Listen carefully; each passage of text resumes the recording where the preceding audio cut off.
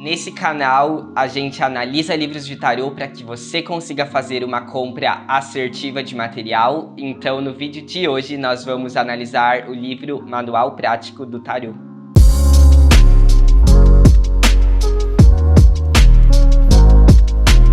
Oi gente, meu nome é Ângelo Gabriel e você está na Jornada do Eremita. Aqui a gente fala sobre tarô de maneira leve e descomplicada e o vídeo de hoje é mais uma análise de livro para continuar essa série aqui no canal. Então, se você chegou aqui no canal agora, saiba que existe toda uma playlist analisando os livros diferentes de tarô, falando um pouco sobre o conteúdo que você vai encontrar neles. E esse é um tipo de vídeo que pode principalmente auxiliar você, caso você esteja na dúvida em qual livro comprar, qual compra vai ser assertiva, para que você consiga fazer uma escolha certa e adquirir os materiais certos. Então, bora falar desse livro hoje? Então, como eu mencionei no início, hoje a gente vai falar do Manual Prático do Tarô, da Cassandra Eason. Eu não sei se é assim que pronuncia, mas finge que é. E antes de falar um pouco do conteúdo em si do livro, esse aqui é um livro presente na linha Magicae da Dark Side, que é essa editora tão famosa que conhecemos. Inclusive, gosto muito dos visuais que eles apresentam dentro dos livros, não só nesse, mas também em livros que envolvem a bruxaria ou outros livros que a editora também tem. E esse é o único livro que a editora ela tem de tarô. Então a Magicae, que é essa série, ela foca mais em conteúdo sobre bruxaria. Então desde o uso das ervas, como ser uma bruxa natural, esse assunto em volta da bruxaria, a Dark Side ela apresenta esse livro com esse conteúdo de tarô dentro desta mesma vertente. E para falar um pouco sobre a estética do livro, que é uma coisa que eu sempre faço aqui no canal, os visuais desse livro é bastante interessante, é muito legal mesmo essa parte, porque existe todo um cuidado, todo um planejamento, uma personalização. A capa do livro é dura, o que também dá todo um charme, é ilustrado. O livro tem esse propósito de ser uma coisa prática, como o próprio nome sugere, de manual prático do tarô, então que você consiga ter um fácil manuseio sobre ele. Eu penso que com essa ideia de ser um manual prático, nessa parte mais em volta realmente ali da estética, talvez seria interessante ter uma parte em que o leitor conseguisse escrever diante ali do livro, justamente para trazer essa ideia de diário, para trazer essa ideia de manual, dele conseguir colocar as próprias observações. Eu acredito que se tornaria bastante interessante também. A folha do livro é amarelada, como vocês sabem, eu gosto bastante. Esse é um livro bem curto, de apenas 123 páginas, o que também, de certa forma, não vai ter um conteúdo tão denso, tão profundo, o que acaba sendo comum também, mas de maneira geral, em relação à parte estética, é isso que eu tenho para falar. E para dar um spoiler já para vocês, talvez essa parte da estética seja realmente a parte mais interessante do livro e a parte mais positiva que eu vou falar hoje, porque o conteúdo me decepcionou um pouco demais, e não necessariamente porque ele leva para essa parte mais mística, essa vertente mais da bruxaria. O que vocês sabem, essa não é a minha vertente de estudo, todas as vertentes estão certas, não estou questionando nada disso, mas eu acredito que o livro, em relação ao conteúdo em si, peca um pouco na forma como é exposto.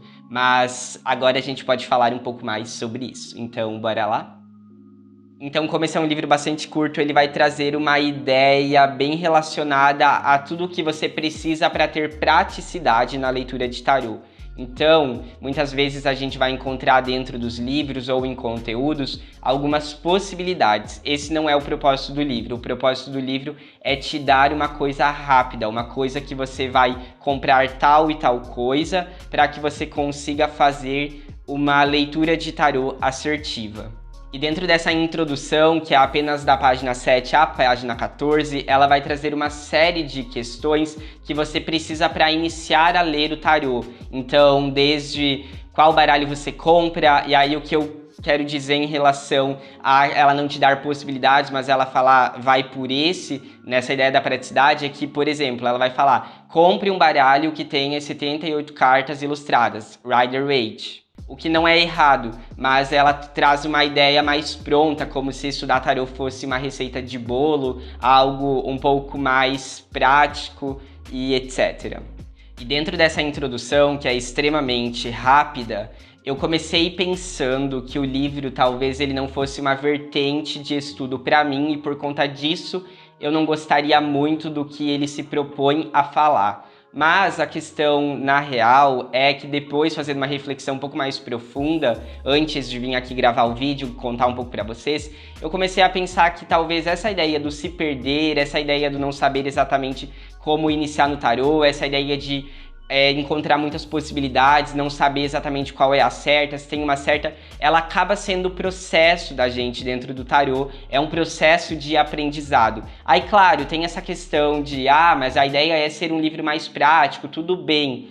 Então, eu entendo essa ideia que a autora ela quer trazer, mas é algo que eu não concordo tanto assim, porque desde o início do livro, ela já começa a sustentar uma ideia de que você não precisa estudar o tarô de fato. Ela vai basicamente dizer que o tarô ele pode ser apenas associado, que você pode fazer uma leitura de tarô apenas observando os símbolos e as imagens das cartas, e aí é por isso que ela defende aquela ideia de ter um baralho que vai ter as 78 cartas ilustradas, de você basicamente fazer uma leitura de tarô através da associação, o que acaba sendo um pouco problemático. E aí aqui a gente tem um ponto, que é, não tem problema fazer associações quando a gente lê o tarô. Isso é uma parte também fundamental, mas não necessariamente é uma leitura de tarô. Então a associação é algo importante, mas é diferente do estudo, é diferente de realmente saber a ler tarô. Quando a gente começa realmente essa questão ali do estudo, a gente entende o porquê que a gente afirma determinadas coisas numa leitura. Isso faz com que a gente encontre semelhanças dentro dos arcanos, que a gente tenha mais testemunhos simbólicos para afirmar determinadas coisas, é realmente entender o aspecto ali da carta, quais são os potenciais, as limitações. Quando a gente utiliza apenas essa ideia da associação ou essa ideia do eu vou ver a carta e eu vou ver o que ela me traz, a gente só faz leituras extremamente superficiais. Então, como vocês puderam perceber, eu acho essa vertente de ensino problemática demais. E para exemplificar um pouquinho, eu gostaria de trazer o último trechinho que ela fala nessa parte da introdução, que ela fala assim, ó. Muitos tarólogos e cartomantes trabalham seguindo o instinto, sem estudar os significados pré-definidos das cartas, acrescentando e virando em seus jogos quantas cartas acharem necessárias e interpretando as figuras de maneira pessoal. Acho que a gente pode acabar o vídeo aqui de tanta besteira que eu li em 10 segundos. Na página 16, ela inicia falando sobre os arcanos maiores, as primeiras 12 cartas do baralho. Então a gente vai ter ali desde a carta do louco até a carta do pendurado. E nessa parte da significação ela vai falar então sobre o que as cartas do tarô significam.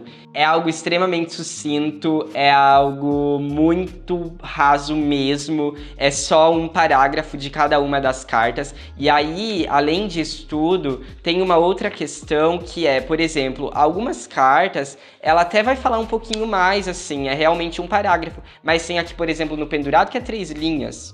Então, é algo que não te dá embasamento de nada para realmente você conseguir exercer isso tudo. E aqui também tem uma parte na qual ela vai trazer ali aquela ideia da vida cotidiana. Então, assim, o que aquela carta vai falar para você no teu dia a dia. O que, de certa forma, é um pouco mais interessante em relação a isso tudo. Vai ter um caráter bem de aconselhamento, essa ideia ali realmente da questão da descoberta pessoal, do autoconhecimento. Problema nenhum. Só que a minha única crítica... Minha única não, né? Porque eu tô criticando esse livro desde que a gente iniciou. Mas uma das minhas críticas em relação a esse livro é o fato de que eu tive uma sensação de que se eu pegar esses livretinhos que vêm no baralho de tarô que a gente compra, o conteúdo é o mesmo. E aí não quero pagar R$40 num livro, que foi o caso desse, pra só decorar minha estante tendo um bom design, um design bem bonito aqui. O que é legal também. Mas, tipo, poxa, né? Vamos melhorar o conteúdo. Não é só coisa bonita que a gente tem no tarô. A gente tem também que ter o conhecimento, ter ali uma riqueza de detalhes e aprofundamento, e enfim. Na sequência, você consegue entender o porquê que ela separa os arcanos, então aqui nessa primeira parte que ela ensina só as 12 primeiras cartas. Por quê? Porque ela tem o propósito de trazer métodos de tiragem, que pelo que eu pude entender foi ela mesma que desenvolveu esses métodos, que eles têm propósitos específicos, e aí ela vende uma ideia de que você pode utilizar apenas essas 12 primeiras cartas para esse tipo de questão específica. Então aqui nesse primeiro exemplo ela vai falar sobre se você deseja fazer uma mudança na sua vida. Esse jogo com essas 12 primeiras cartas é perfeito para você, porque basicamente cada uma das cartas em relação a esse viés que ela traz é o que já vai responder a sua pergunta. Então aqui ela vai ensinar de uma maneira bem breve também o seu método de tiragem, como que ele funciona, quais são as casas e etc. Temos aqui um relato real sobre como que ela utilizou esse jogo, quais foram as cartas que saíram e o que cada uma dessas cartas estavam dizendo ali naquela questão específica. O que eu também tenho uma outra crítica, que é o simples fato de que é uma coisa extremamente hollywoodiana, que isso não parece real, não parece uma vivência real. É uma história extremamente floreada de algo que realmente ela diz estar vivenciando ali, uma consulente dela. E aí se ela falou, eu tô acreditando, mas muito dificilmente eu vou encontrar isso aqui na minha prática oracular de fato. A parte 2 do livro, ela ainda segue falando dos arcanos maiores. E assim, gente, é uma coisa que tu lê em 10 minutos. E aí, imagina praticar com isso, né? E aí, ela vai aqui continuar, então, nas últimas 10 cartas. Então, desde a morte até o arcano do mundo. E é nessa mesma ideia, assim. É um pequeno trecho sobre o que a carta diz. Só que existem alguns problemas também, além disso tudo, porque nessa questão da vida cotidiana, ela traz aquela ideia de que e a carta é isso, isso e aquilo, de uma forma linda, e aí ela fala assim, o único lado negativo da carta é tá. Só que é tipo assim, é uma frase, o lado negativo da carta, o que é uma falácia, uma mentira, não é assim que a gente lida. E eu entendo que a gente vai utilizar então o tarô seguindo essa parte de manual como algo pra gente mesmo, uma descoberta pessoal. A gente vai utilizar de uma forma um pouco mais descontraída, com aquela ideia de conseguir se compreender. Tá tudo muito certo, não é nenhum problema. Até o ponto que ela começa a falar sobre ler isso pra outras pessoas. Aí assim, ó, acabou pra mim. Ela também vai trazer isso lá pro final do livro sobre praticar pra outras pessoas. Achei uma grande palhaçada, acho que não cabe você oferecer isso aqui e incentivar as pessoas a ler para outras pessoas.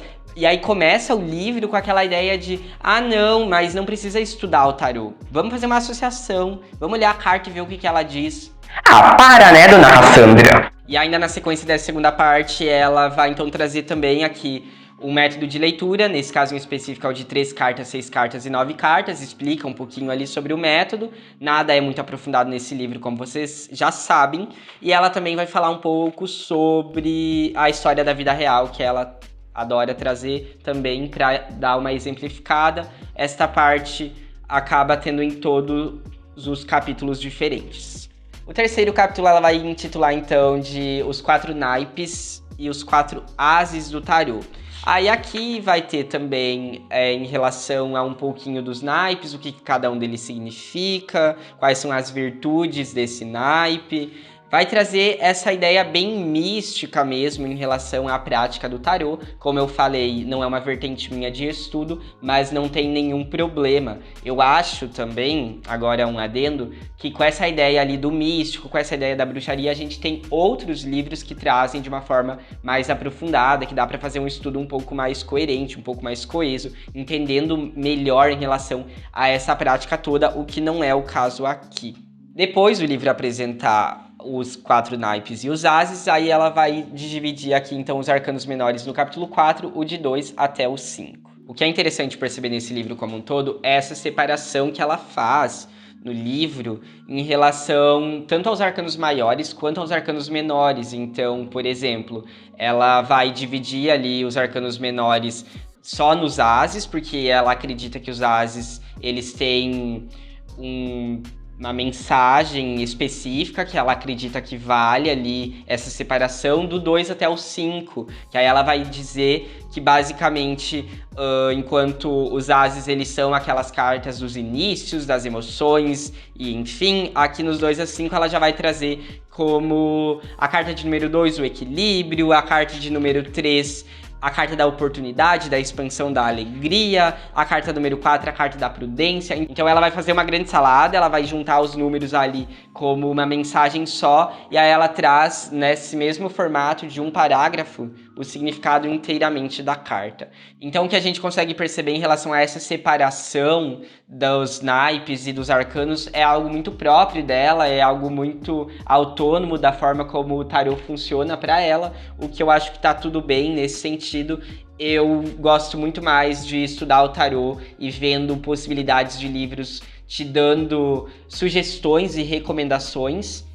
Então, eu fiquei extremamente incomodado já lá na introdução com aquela ideia de você tem que acender a vela tal e a vela tal para ler o tarô, tem que ter o pano da cor tal. Isso me incomoda um pouco porque, de certa forma, acaba espalhando desinformação. Então, uma pessoa que não conhece muito do tarô, compra o livro, lê, acha então que é só assim que tem que ser feito, e é assim que a gente vê tanta desinformação sendo sustentada hoje na internet, o que acaba me incomodando. Ainda dentro desse capítulo a gente vai ver o jogo das opções, que é utilizando estas cartas que ela apresenta, e aí ela vai ensinar como vai ser feito o monte. E aí uma outra questão que também me incomoda em relação a esse livro é que quando ela fala assim, se não fez sentido pra você, tira mais uma coluna, tira mais uma fileira.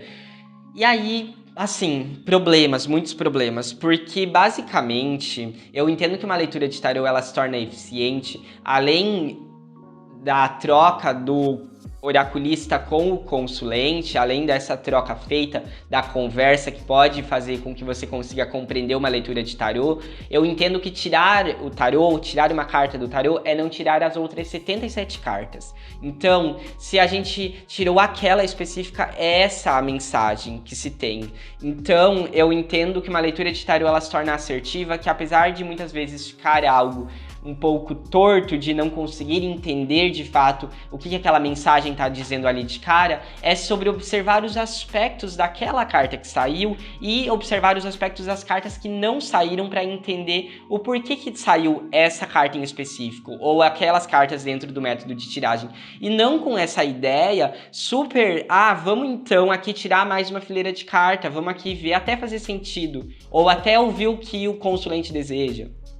Então, é muito essa ideia, assim, de uma misticalização do oráculo, e como ele pode ser bonito, como ele pode ser uma descoberta pessoal. Isso é uma questão que sim está dentro do oráculo, mas é também sobre a gente não se iludir, ou também da gente entender que a gente vai ver no oráculo muitas vezes coisas que não são tão legais assim, ou que a gente não vai entender de cara. Isso é uma humanização do trabalho com o tarô em relação ao oráculo. Não entender tudo de uma vez, não ser tudo extremamente confiante logo de cara. Então, problemas. Temos no capítulo 5 a continuação dos arcanos menores, então aqui do 6 ao 10. É o mesmo esquema, é a mesma estrutura. Ela vai então falar um pouco sobre cada um desses arcanos, como que eles são projetados, e enfim, e também temos uma leitura da vida real, temos um método de tiragem com esse mesmo propósito. Temos as cartas da corte no capítulo 6. Aqui é interessante que ela fala sobre a importância de pessoalizar os arcanos da corte, o que também é bem interessante, é algo que eu acho bem útil, bem válido. Apesar de não ser nada muito aprofundado, eu acho que as cartas da corte elas merecem um aprofundamento maior para que a gente consiga entender elas de fato.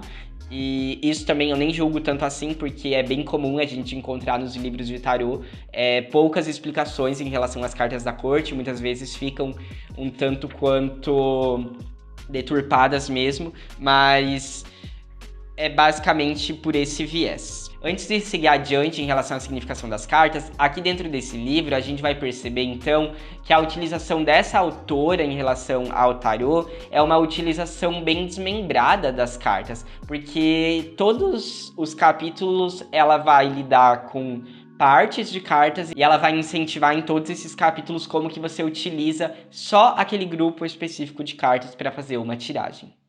E se você ainda não me segue lá no Instagram, é a Jornada do Eremita Tarô. Lá você consegue ter acesso a todas as minhas publicações, a ter um contato muito mais próximo comigo diariamente, não apenas uma vez por semana como aqui no YouTube. Então, te espero por lá também.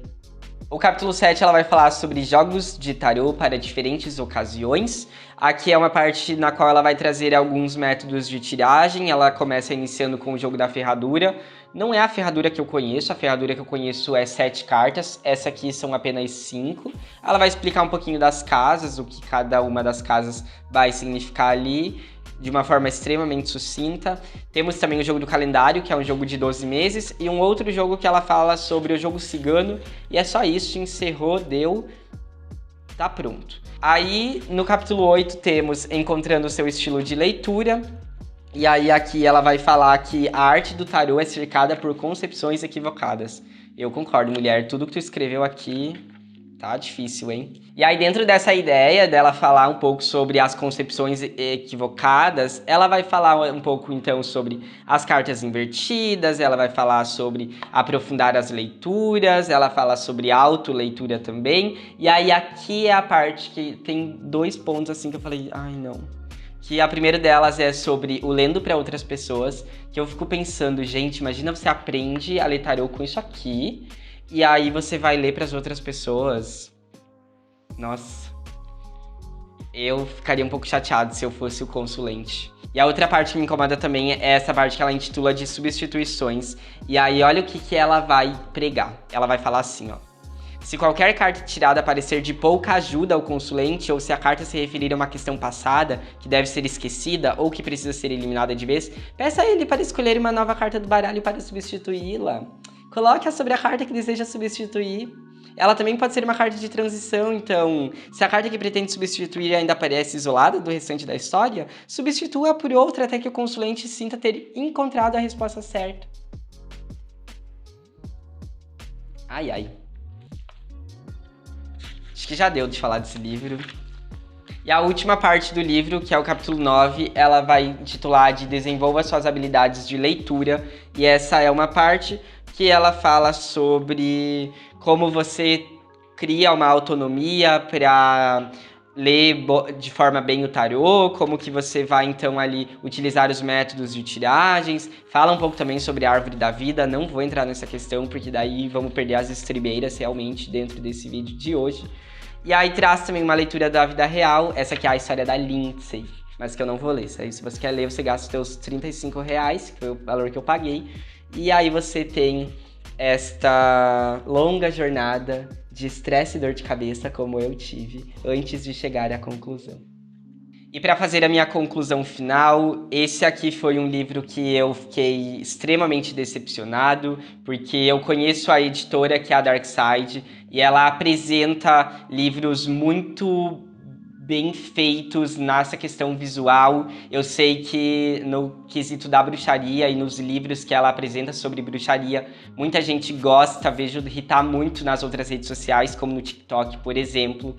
E o que me decepciona é o fato de que esse seria o único livro de tarô que a editora tem, e ela meio que o conteúdo é um incentivo ao não estudo em relação ao tarô, porque eu entendo a questão da praticidade que o livro se propõe a trazer, mas é uma praticidade um pouco torta na minha concepção, porque poderia muito mais trazer um início de um estudo de uma forma mais coesa, mais coerente, trazendo aqui aquela ideia, então, de você pode começar assim, assim, assado, você pode fazer dessa forma, mas não com aquela ideia de dar tudo pronto, porque o tarô não é isso. O tarô é um estudo de muito tempo, o tarô ele tem ali as suas complexidades, ele não é para ser algo extremamente facilitado. Quando me traz essa ideia de atender outras pessoas consulentes, reforça para mim aquela ideia que a gente tem que tarô é dinheiro fácil, que tarô é uma coisa que qualquer um pode fazer, e qualquer um pode fazer, mas existe o compromisso com o estudo, existe a responsabilidade, principalmente porque a gente lida constantemente com pessoas fragilizadas, com pessoas que confiam os seus problemas na gente, que contam pra gente só, muitas vezes, coisas extremamente íntimas. Então, é muito importante que a gente faça um estudo sério e não algo completamente superficial como esse livro aqui. Então, Darkseid, melhore e traga um livro bom pra eu falar bem de você nesse canal, por favor. Me manda uns negócios se quiser também. Então o vídeo dessa semana foi esse. Como eu mencionei no início do vídeo, existe uma série aqui no canal, no qual eu analiso os livros que eu compro com o meu dinheirinho suado. Então, caso você queira conferir, vou deixar o link aqui nos cards e na descrição. Te espero por lá também. Se você gostou desse vídeo, não deixa de se inscrever aqui no canal, ativa o sininho para receber todas as notificações. Comenta aqui embaixo se você já conhece esse livro, o que você achou dessa análise de hoje, que a gente pode estar batendo um papo. No mais, eu te vejo no próximo vídeo. Tchau!